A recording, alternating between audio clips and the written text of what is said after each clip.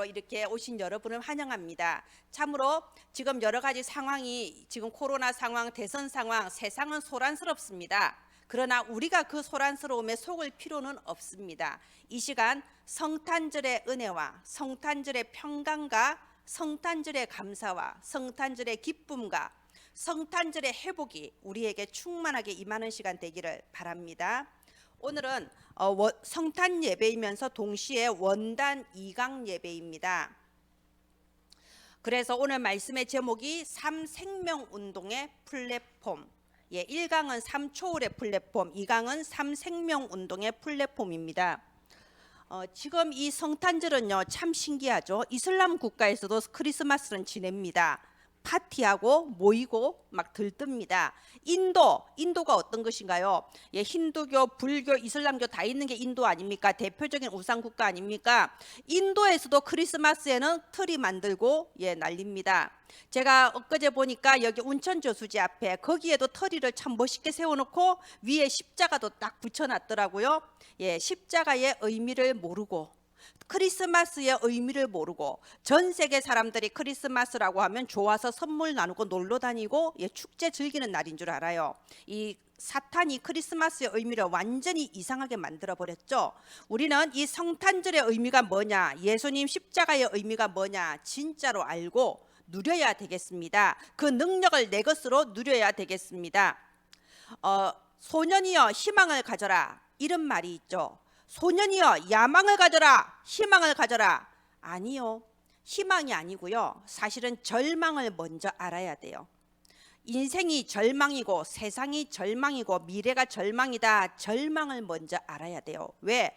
절망을 먼저 알아야지 그 절망을 완전히 뒤집을 수 있는 단 하나의 이름, 그리스도를 발견할 수 있는 겁니다. 이 그리스도를 발견해야지 살 수 있는 겁니다. 자, 만약에 희망을 가질만 하고 만약에 행복한 세상이라면 왜 그렇게도 우상을 섬길까요? 왜 그렇게도 많이 배웠던 사람이나 작게 배웠던 사람이나 그렇게도 점술가 찾아가고 그렇게도 봄만 되면 입춘대길 써붙이고 연말 되면 토종별결 보고 다니고 인생이 행복하고 희망이 있다면 왜 그러겠어요? 절망이라서 그런 거예요. 절망이니까 살아보려고 악을 쓰는 겁니다.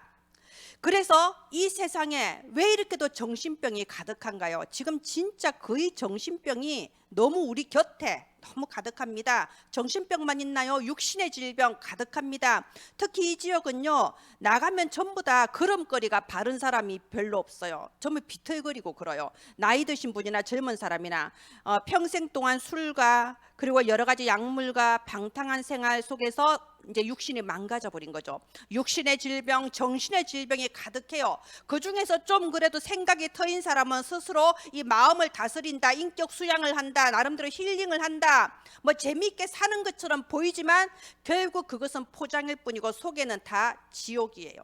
그리고 이 땅에서 지옥처럼 살다가 마침내 진짜 지옥으로 가는 거예요. 그게 나한테서만 끝납니까? 영적 대물림, 후대한테까지 대물림이 돼요. 그래서 이 세상은요 사실은 절대 불가능의 세상이에요. 인생은 절대 불가능의 인생입니다. 절망이 가득한 인생입니다. 그래서 이 땅에 그리스도가 오신 거예요.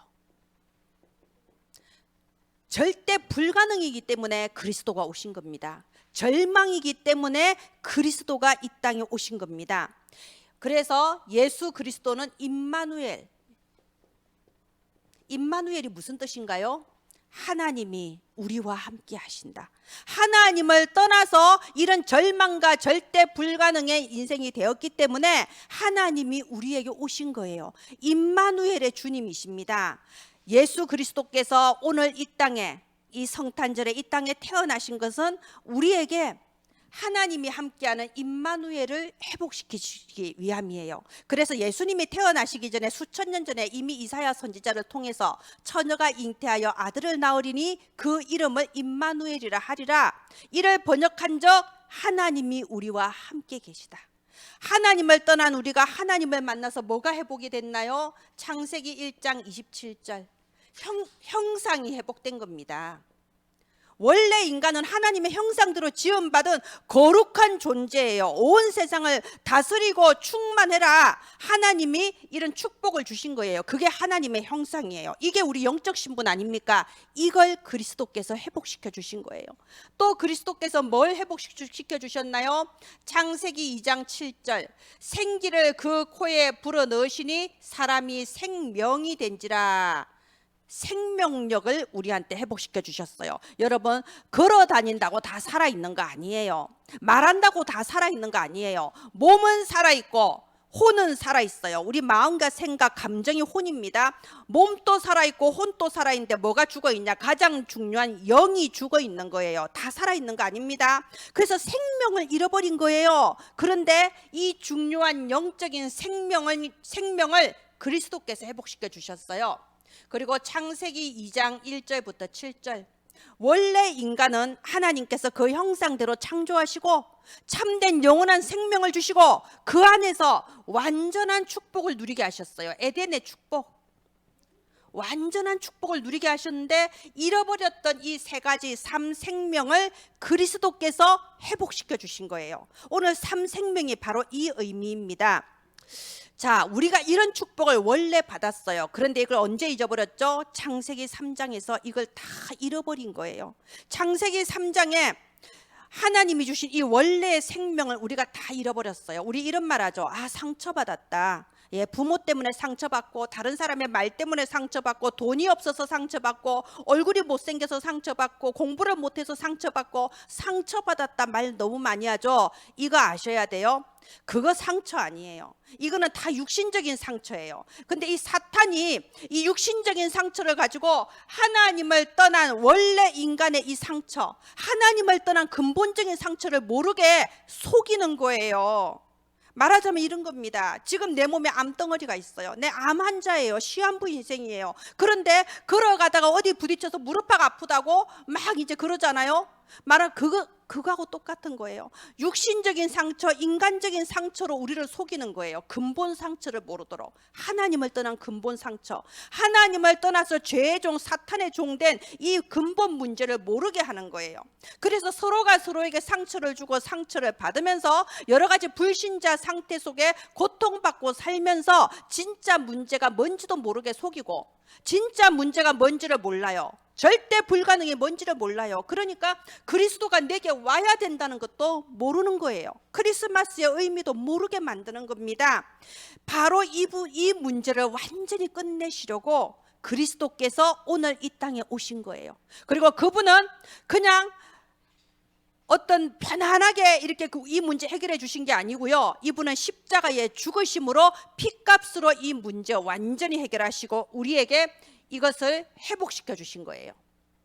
우리한테 뭘 요구하지 않았어요. 우리는 이미 영적으로 죽은 상태이기 때문에 구원의 길을 알 수 있는 영적 지혜가 없습니다. 아까 말씀드린 것처럼 사탄에게 완전히 속아 있기 때문에 임마누엘이 뭔지, 내게 구원이 필요한지도 몰라요. 대부분 사람들이 그냥 돈이나 벌면 좋겠고 내 몸이나 건강하면 좋겠고 다 육신적인 소원만 가지고 교회로 오잖아요. 진짜 우리한테 필요한 게 뭔지를 몰라요. 그래서 예수께서는 이 땅에 오셨어요. 우리한테 뭘 해라, 깨달아라 요구하지 않았어요. 다 내게로 오라. 수고하고 무거운 짐진 자들아 다 내게로 오라. 너희가 가지고 있는 그 결점, 그 약점, 그 상처, 그 병든 거 다 가지고 그냥 내게로 와라. 내가 너희를 쉬게 하리라. 어떻게? 내가 죽음으로써. 예수님은 십자가에 죽기 위해 이 땅에 오셨고 그래서 십자가에 죽으셨고 그 피값으로써 우리한테 이 모든 부분을 회복시켜 주셨어요. 자, 그래서 여러분 어떤가요? 지금 좀 살만하신가요? 제가 많은 성도들을 보면서 참 속고 있다라고 느낀 게요. 어떤 암 진단 받았다. 진짜 믿음 좋아집니다. 암 진단 받았다. 수요 예배 오시고 금요 예배 오시고 새벽부터 오시고요. 완전 믿음 좋아져서 오직 기도 오직 복음 하십니다. 오직 세계 복음 하십니다. 내가 너무 사정이 급박하면요. 뭐 다른 주변이 눈에 안 보여요. 뭐 목사님이 어떻다 전혀 눈에 안 보입니다. 다른 성도가 뭐 어떻다 눈에 안 보여요. 교회 인테리어 눈에 안 보여요. 그 다 배가 부르고 여유가 있으니까 하는 거예요. 오직 기도 오직 그리스도 그리고 나의 남은 삶은 오직 세계복음화, 완전 본질적인 신앙이 되어버립니다. 그렇게 신앙이 뜨거운데 이제 하나님의 능력으로 역사하셔서 이제 점점 이게 암이 좀 나아가기 시작해요. 좀 이제 살만해져요. 그러면 어떻게 되냐? 이제 눈이 열려. 영안은 닫히고 육안이 열려. 딴 교회는 안 그런데 우리 교회는 왜 이래? 저 집사님 왜 저래? 목사님 왜 저래? 이제 본래 체질로 돌아가는 겁니다. 그게 이스라엘 역사잖아요. 막 적군이 블레셋이 쳐들어올 때는 구원해 주옵소서, 오직 그리스도 여호와께 돌아가자 하다가 좀 살만해지면은 본래 체질 나오는 거죠.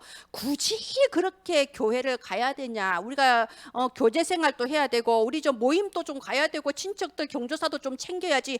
굳이 그럴 필요가 뭐 있냐? 살만해서 그럽니다. 우리 교회는 왜 이것도 없고 저것도 없어? 살만해서 그래요. 여러분, 그래서 다시 이스라엘의 역사가 계속 반복되는 다람쥐 쳇바퀴 역사였던 겁니다. 예수 그리스도께서 이 땅에 오셔서 우리에게 이 임마누엘의 축복, 삼생명의 축복을 회복시켜 주셨어요. 그분은 우리에게 생명의 빛으로 임하셨습니다.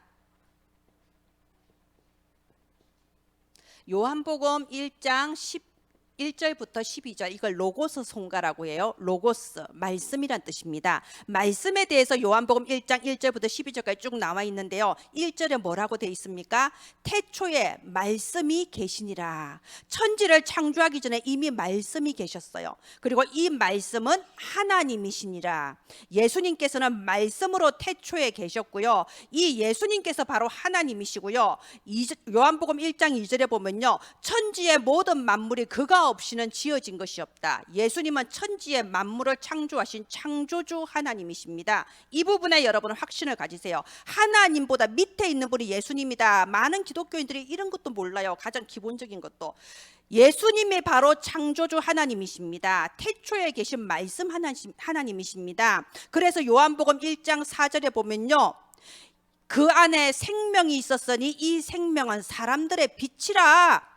자, 영원한 생명, 우리가 잃어버렸던 이 생명이 어디 안에? 예수 그리스도 안에 있는 거예요. 생명의 빛이 그리스도 안에 있는 겁니다. 그래서 요한복음 1장 9절에 보면요, 참빛, 곧 세상에 비추는, 각 사람에게 비추는 구원의 빛이 있었다고 되어 있어요. 그분이 예수 그리스도세요.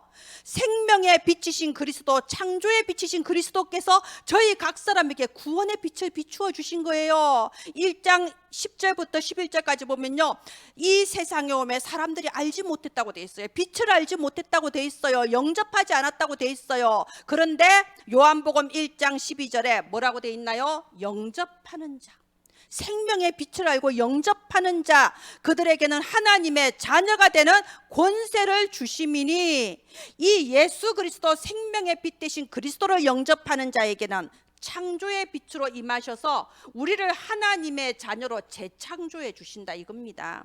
재창조의 역사가 우리한테 일어납니다. 그래서 지난주에 전에는, 이제는, 우리는 이제는 재창조된 사람들입니다. 이 예수 그리스도께서는 마태복음 9장 12절부터 13절에 보면요, 제가 이 지역에 이렇게 교회를 다 개척했을 때요, 하나님의 내 눈을 가리셔서 그 전에 이 지역에 대해서 굉장히 번화가다, 여기 굉장히 사람도 많고 여기 굉장히 좋네, 이런 숨은 동네가 있었구나.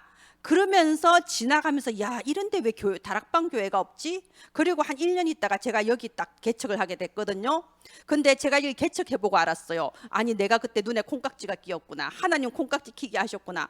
아니, 전부 다 육신의 질병, 전부 다 정신의 질병, 이 동네가 굉장히 열악한 동네예요. 아시죠? 예, 정말 제가 한 번씩 다른 교회 갔다 오면요, 막 힐링이 돼요. 너무 깨끗한 그리와 예, 그런 걸 보면서 굉장히 열악합니다. 근데 제가 이제 하나님 앞에 이 기도를 한 적이 있어요. 하나님, 왜 하필이면 이 동네에 저를 보내셔서 주변에 교회 한 번씩 이렇게 지나가다가, 옛날에는 우리 교회 지나가다 오는 사람들도 많았죠.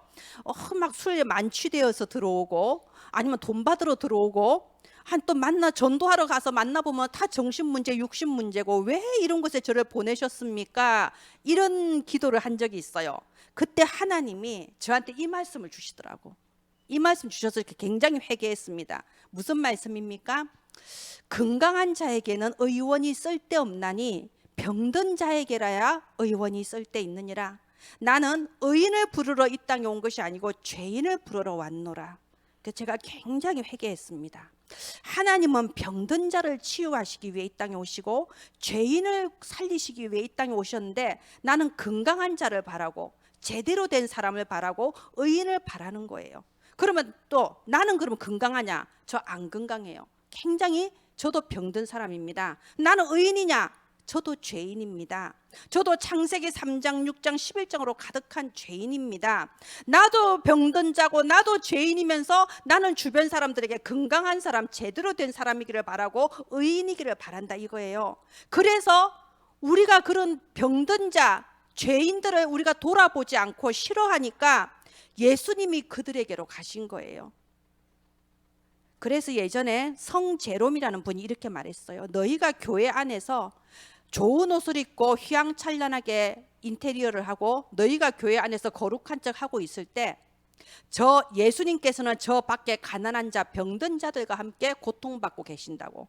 예수님이 교회에 안 계시고 병든 자들과 함께 계신다, 이렇게 말씀하셨어요. 예수 그리스도께서는 병든 자, 죄인을 위해 살리시기 위해 이 땅에 오신 치유의 빛이시고 회복의 빛이십니다. 오늘 우리가 읽은 이사야서 60장 말씀이 다 치유와 회복에 대한 말씀 아닙니까? 전에는 죽은 자, 전에는 버림당한 자, 전에는 고통받던 자들을 하나님이 치유하시고 회복하시겠다, 그 말씀 아닙니까? 그래서 우리 주변에 이 지역에 병든 자들이 너무 많고 너무나도 죄짐에 눌린 자들이 많기 때문에 우리가 그들을 이 빛으로 인도해서 살리는 거, 죽은 자를 살리고 치유와 회복의 길로 인도해서 하나님이 그들을 세워나가시도록 우리가 심부름하는 거, 그게 전도 공동체입니다. 하나님은 그거 하라고 교회를 세우신 거예요. 우리끼리 뭐 개모임 하듯이 YMCA 하듯이 즐기고 있으라고 교회 세우신 게 아니고요, 저들을 위해서 빛을 발하라고 교회를 세우신 거예요. 그래서 전도 공동체라는 겁니다.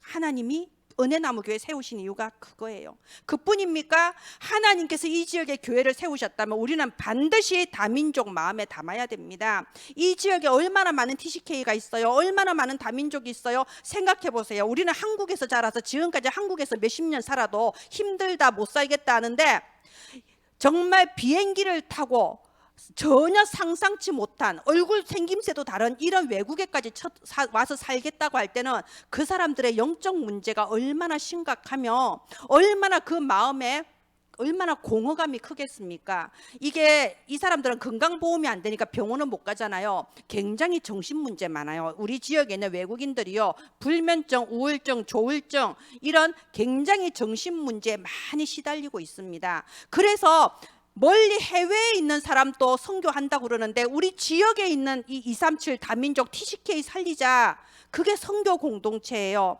여러분, 해외 나가는 것만 선교가 아닙니다. 내 옆에 있는 그 결혼 이민자, 내 옆에 있는 외국인 근로자, 내 옆에 출생신고조차 안 돼 있는 저 어린 TCK들을 내가 마음에 담고 그들을 살리는 게 선교예요. 선교 공동체. 그리고 우리 후대들 보세요. 지금 이 시대가 밤나무, 상수리나무 다 배임당한 시대 아닙니까?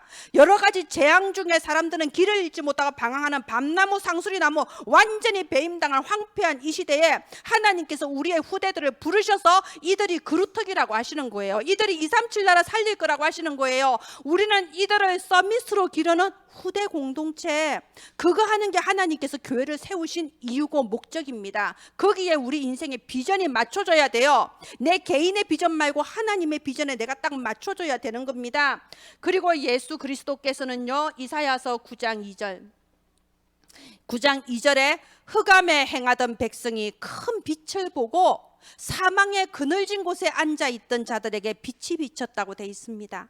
지금 또 흑암에, 사망의 그늘진 곳에 앉아있는 사람들 많습니다. 겉으로는 멀쩡하게 머리 다듬고 옷 다듬고 핸드백 들고 다니는데요, 안에 죽고 싶어서 나는 정말 오늘 하루도 못 살겠다, 죽고 싶어 하는 사람들이 많아요. 포장하고 있을 뿐입니다. 그런데 우리는 그들의 겉모습만 보고 부러워하고 나는 왜 이럴까, 이렇게 비교의식 가지고 열등감 가지고 이러고 있으니 하나님 보셨을 때 얼마나 슬프시겠어요? 자, 예수 그리스도께서는요, 흑암에 있는 자, 사망의 그늘진 곳에 앉은 자들에게 그들의 모든 어두운 곳에 완전히 멸하시는 정복의 빛으로, 그들을 살리는 정복의 빛으로 그리스도께서는 이 땅에 오셨습니다. 그래서 예수님께서는 우리에게 빛의 플랫폼이 되라고 하시는 거예요. 이렇게 어둠 속에 고통 중에 방황하는 자들에게 이 창조의 빛, 이 치유와 회복의 빛, 정복의 빛을 전달해서 살리는 빛의 플랫폼이 되라. 그래서 2022년도 우리 교회 원단은 뭐라고요? 빛의 플랫폼. 자, 그래서 지난주에는요, 지난주 3초울의 플랫폼은 기도에 대한 말씀이에요. 여러분이 정말 하나님의 이 초월적인 능력을 체험하는 기도 플랫폼이 되라.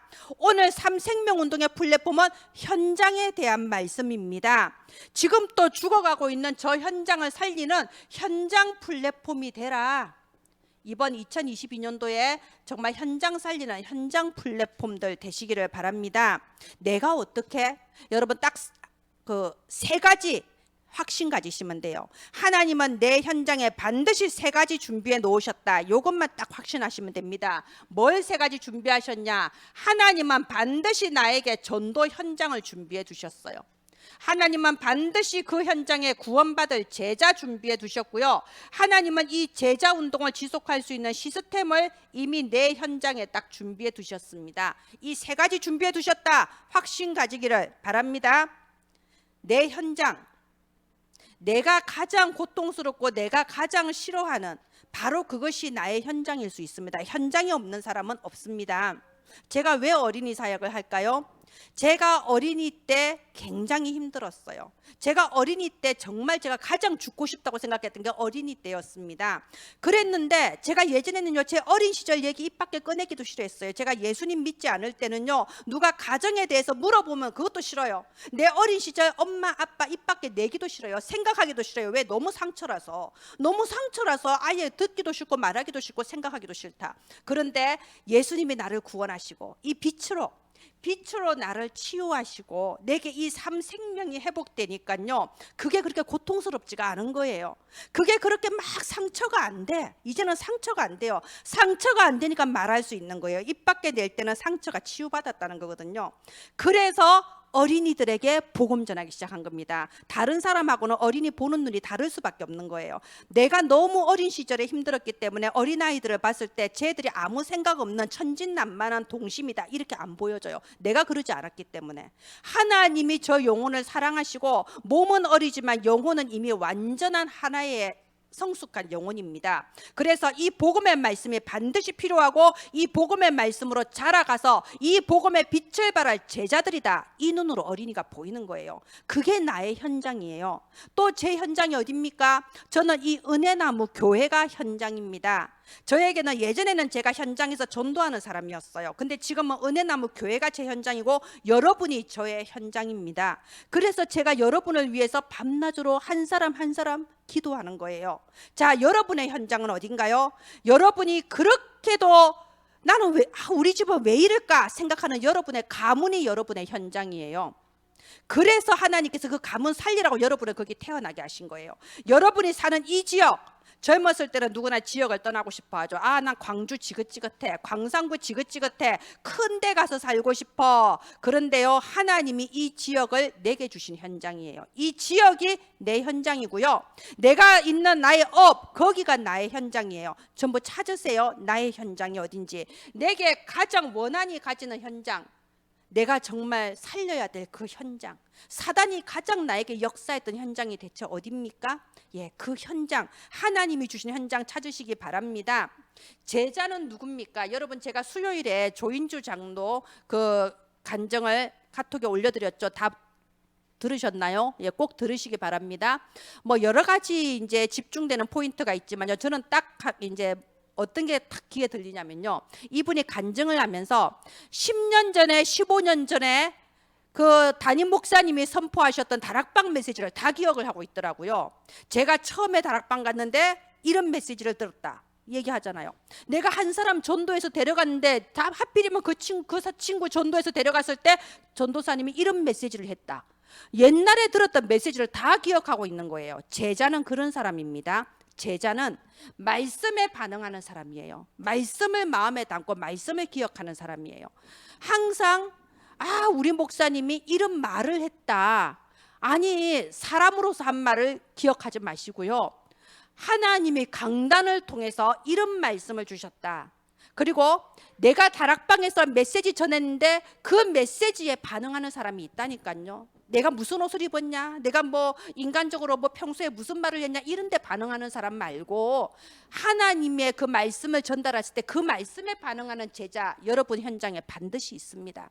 그러면 이런 제자를 위해서 우리는 시스템을 세우는 거예요. 지속해야 되니까.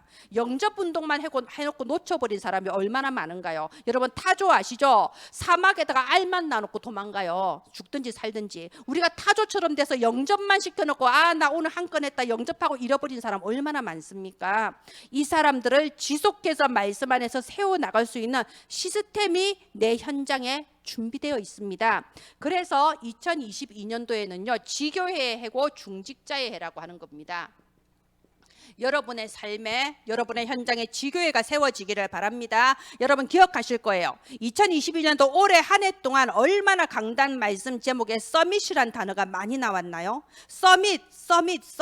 저도 이 메시지 준비하면서요, 아니 지금 우리가 서밋 얘기할 때가 아닌 것 같은데 계속해서 서밋. 아니 우리 지금 치유받아야 될 것 같고 회복돼야 될 것 같은데 서밋이 계속 나와요. 이제 알겠어요. 이 서밋이 뭡니까? 서밋은 장성한 자예요.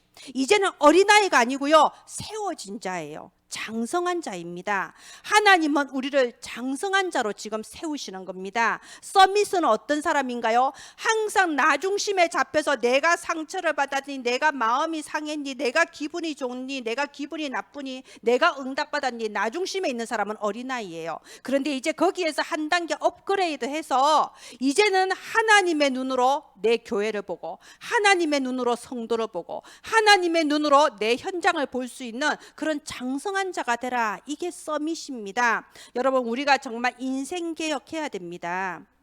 우리 진짜 인생 개혁해야 돼요. 이제는 그리스도 안에서 장성한 자가 되어야 됩니다. 어떻게 인생 개혁하냐? 이사야서 62장 보세요. 6절부터 10절입니다. 62장 6절부터 10절 굉장히 중요해요. 항상 나는 도움받을 자고, 항상 나는 누가 챙겨줘야 되고, 이렇게만 생각하는 사람은 어린아이예요. 그런데 보세요, 이번 우리 성탄절 선물 나눔하자 이러니까요, 제일 먼저 저기다가 선물 모아놓은 사람들이 누구냐? 우리 초등부 랩런트들이에요. 아이들이 이렇게 컸어요. 생일이라고 선물 받고, 뭐 저기 성탄절이라고 선물 받고, 어린이 주일이라고 선물 받고, 맨날 선물만 받던 아이들이 이제는 내가 선물을 하는 사람들이 됐어요. 이게 서밋이라는 겁니다. 잘하는 거예요. 자, 이사야서 62장 6절에 보면요, 이래 돼 있습니다. 예루살렘이여, 너의 성벽 위에 파수꾼을 세우고 주야로 잠잠하지 말라라고 되어 있습니다. 말하자면요, 파수꾼이에요. 파수꾼은요, 내 생각만 하는 사람은 파수꾼 될 수 없어요. 잠오면 자야지, 위험한 일 있으면 내가 먼저 도망가야지, 그런 사람 파수꾼 안 됩니다. 파수꾼은 잠이 와도 참고, 위험한 일이 생기면 다른 사람의 생명을 위해서 나팔을 불려서 알리는 사람이 파수꾼이에요. 말하자면 서밋, 장성한 자가 파수꾼입니다. 여러분은 여러분 현장의 장성한 자, 여러분 현장의 파수꾼이 되어서 여러분의 현장을 놓고 주야로 기도하는 자가 되라, 이 말입니다. 왜냐하면 여러분이 하나님께서 주신 그 현장에는요, 여러분 말고는 기도할 사람이 없어요. 생각해 보세요. 여러분 직장 현장에 누가 기도하겠습니까? 여러분 말고. 여러분 학교에 누가 기도하겠습니까? 여러분 말고요. 내 가문을 위해 누가 기도하겠습니까? 우리 가문에 누가, 나만큼 복음 깨닫고 나만큼 정말 언약 붙잡고 기도할 사람 있습니까? 없잖아요. 하나님은 우리를 기도의 파수꾼으로, 현장의 파수꾼으로 세우신 겁니다. 또 10절에 뭐라고 돼 있냐? 백성이 올 길을 예비하라고 돼 있어요. 큰 길을 수축해라고 돼 있습니다. 그리고 만민을 위하여 깃발을 들으라고 되어 있습니다. 여러분, 언제요? 이 지교회는요, 평일에, 주일이 아니고 평일에. 그리고 이 지교회는 어디서 하냐? 내 삶의 현장에서. 왜 백성이 올 길을 닦으라 이러면요, 이 하나님의 택한 백성들이 교회로 오기가 힘들어요. 교회로 오지를 못하고 불신자 현장에서 속아 있고 방황하고 있고 고통받고 있으니까 평일에 삶의 현장에서 그들이 오기 좋은 곳을 만들으라는 거예요. 그게 지교회라는 겁니다. 주일에는 교회로 오고요, 평일에 백성들이 오기 좋은 곳, 오기 좋은 시간을 정하라는 겁니다. 그래서 이제 지교회라고 할 때는요, 여러분 장소를 전에는 주로 집에서 했는데요. 사실 집에서 하는 게 별로 좋지 않아요. 왜냐하면 집은 누가 온다면 청소해야 되고요. 애지간하면 힘듭니다. 요즘 세상이 우리 가정에 누가 오기를 좋아하는 세상이 아니잖아요. 신방도 싫어하는 세상인데. 그래서 집에 나는 우리 집이 정말 루디아의 집처럼 미션홈이 되기를 원한다. 이러면 집을 지교회 장소로 정하시고, 아니면 나는 집보다는 다른 곳에 해야지 다른 사람들을 내가 초청하기가 좋다. 백성들이 오기가 좋다. 이러면 다른 장소 정하세요. 그렇게 장소를 정하고 또 내가 정말 가장 편안하게 기도하고 편안하게 초청할 수 있는 시간도 정하는 거예요. 이렇게 시간과 장소를 정해서 우리가 지교의 시스템을 세우고 깃발을 들어라. 만민을 위하여 깃발을 들어라. 이 빛을 발할 깃발을 들어라. 이게 지교회입니다. 지교회 시스템은 어떤가요? 이 시스템 구성하는 요소는요. 자, 첫 번째가 말씀을 전하는 사역자. 그리고 두 번째가 그곳을 책임지는 가장 중요한 조장. 그리고 세 번째가 여기에 적겠습니다. EBS 요원. 예, 이렇게 지교의 내부 시스템이 구축이 됩니다. 자, 사역자는 어떤 사람이냐? 사역자는 일단 제일 중요한 게 말씀 전하는 사람이죠. 그런데 그게 중요한 게 아니고요. 말씀은 머리 좋으면 말빨 있으면 다 전합니다. 그런 거 말고요. 사역자는 어떤 사람이냐? 사역자는요, 강단의 제자가 돼야 돼요. 강단 말씀이 내게 정답이 되는 사람. 그렇구나. 오직 이 내 인생의 문제의 정답은 그리스도구나. 정답이 되는 사람. 강단 말씀이 해답이 되는 사람. 이 문제에 하나님께서 주신 유일한 해결책이 바로 이 말씀이구나. 해답이 되는 사람. 강단 말씀이 응답이 되는 사람. 말씀이 내 삶에 실제로 성취가 되는 그 응답을 누리는 사람. 강단 제자가 사역자가 돼야 됩니다. 그리고 내가 평소에 기도 누림이 되는 사람이 사역자가 돼야 됩니다. 억지로 기도하는 것 말고요. 기도 시간이 기다려지는 사람. 기도가 진짜 즐거운 기도의 맛을 아는 사람이 사역자가 됩니다. 저도 이제 노력하는 시기가 있었어요. 한 20년 전에는 시간 정해놓고 정시기도 하려고 막 애를 쓰던 시기가 있었어요. 여러분 누구나 그런 시기가 있어야 됩니다. 처음에 노력해야 돼요. 그 시간에 내가 기도해야지 이런 게 있어야 돼요. 그런데 지금은 어떠냐? 제가 기도하기 위해서 일어납니다. 아침에 눈 뜨면요, 춥고 일어나기 싫어도 그래도 기도해야지. 기도하는 게 너무 좋으니까 기도하고 싶어서 일어납니다. 기도해야 되니까 의무가 아니고 하고 싶어서.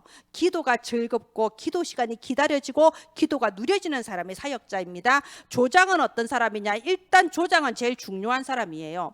조장이 있어야 지교회가 움직여집니다. 바로 조장이 이 파수꾼이에요. 그 현장에 파수꾼이 되어서 할 수 있는 시간을 정하고 할 수 있는 장소를 정해서 책임지는 사람이 조장입니다. 자, 그래서 이 조장이 하는 일은 뭐냐? 현장을 분석하는 거예요. 불신자들도 할 수 있는 눈에 보이는 분석 말고요, 영적인 분석. 이 현장의 영적 상태는 어쩌면 이 현장을 붙잡고 있는 흑암은 무엇인가 분석하고요, 또 전도 대상자를 찾아서 그 전도 대상자의 영적 상태를 분석하는 게 바로 조장입니다. 분석을 해줘야지 기도를 할 수가 있거든요. 자, 이렇게 분석을 하고요, 또 그리고 기도하는 사람. 바로 조장이 이 느헤미야처럼 기도하는 사람. 여러분, 느헤미야가 어떤 사람인가요? 느헤미야는 페르시아 제국에서 어느 정도 출세해서 왕의 최측근으로서 충분히 잘 사는 성공자였어요. 근데 느헤미야서 1장에 보면요, 느헤미야가 눈물을 흘리면서 바닥에 앉아서 몇 날 며칠을 통곡하고 울었다고 돼 있어요. 무엇 때문에? 예루살렘 성벽이 무너졌다는 소식을 듣고. 그런 사람이 조장인 거예요. 정말 한번 생각해 보세요. 나는 한 번이라도 내 현장을 놓고 눈물 흘려본 적 있습니까? 여러분, 서운해서 눈물 흘리고, 나 자신이 스스로 불쌍해서 눈물 흘리고, 원통해서 눈물 흘리고, 많이 눈물 흘려봤죠? 그러면 내 현장이 불쌍해서, 내 현장에 죽어가는 영혼들이 정말 애통해서 눈물 흘려본 적 있습니까? 여러분, 회개해야 돼요. 우리 인생 개혁해야 됩니다. 정말 느헤미야처럼 통곡하며 눈물 흘릴 수 있는 사람이 조장이에요. 다니엘 보세요. 세 일해 동안 하나님의 응답이 없는데도 끝까지 기도했어요. 우리가 이 지교회를 열어서 1년 동안 단 한 명도 안 올 수도 있습니다. 2년 동안 한 명도 안 올 수도 있어요. 아니면은 지교회를 열어서 바로 그 주에 하나님 예비하신 제자가 탁 올 수도 있어요. 그 시간표는 우리는 알 수 없어요. 그런데 끝까지 기도할 수 있는 사람, 다니엘처럼 응답이 올 때까지, 생명 살아날 때까지, 이런 제자 세워질 수 있을 때까지 끝까지 기도할 수 있는 사람, 그 사람이 바로 조장이에요. 자, 제일 중요한 것도 EBS 요원. 여러분, EBS 요원은요, 교회의 수준입니다. EBS 요원이 있는 교회가 진짜 교회예요. 어떤 교회는요, 목사님이 헌금 정리하고, 목사님이 교회 청소하고, 목사님이 처음부터 끝까지 다 하는 교회가 있어요. 그거는 EBS 요원이 없어서 그래요. 교회 성도들이 전부 다 손님처럼 왔다가 손님처럼 가니까 목사님은 손님을 접대하는 사람인 것처럼 모든 거 다 해야 되는 거예요. EBS 요원이 없어서 그래요. 새신자가 처음 보는 사람이 교회 왔다, 아무도 그 사람 옆에 안 가. 뭐지? 우리 집에 왜 왔지? 뭐 이러고 있고, 목사님 혼자 가서 어서 오세요, 어디서 오셨어요? 물어봐. 이 EBS 요원이 없는 교회라서 그래요. EBS 요원은 그 교회 수준입니다. EBS 요원이 많아야 돼요. EBS 요원은 어떤 사람이냐? 나중심을 뛰어넘은 사람이에요. 이제는 어린아이가 아니에요. 이제는 서밋이 되고 장성한 자가 되어서 하나님의 입장에서 그 영혼을 챙기고 그 영혼을 돌아보는 사람이 EBS 요원이에요. 저도 예전에 교회 다닐 때 어떤 집사님이 저한테 자꾸만 전화를 해요. 여자 집사님인데 자꾸 전화해서 이것저것 물어보고 밥 먹자 그러고, 나 처음에 왜 그러는지 몰랐어요. 알고 보니 이 사람이 그 뒤에도 가만 보니까 우리 교회 안에 좀 연약해 보이는 사람, 우리 교회 안에 조금 이렇게 힘들어 보이는 사람은 다 자기가 먼저 다가가서 전화하고 챙기고 친해지고, 또 그 사람 좀 세워지면 또 딴 사람한테 연락하고, 그걸 제가 나중에 본 거예요. 한 몇 년 동안 제가 보니까 그런 사람이 EBS 요원이에요. 자, 이런 EBS 요원들이 바로 교회 수준입니다. 이런 EBS 요원은 개인 양육을 하는 사람이거든요.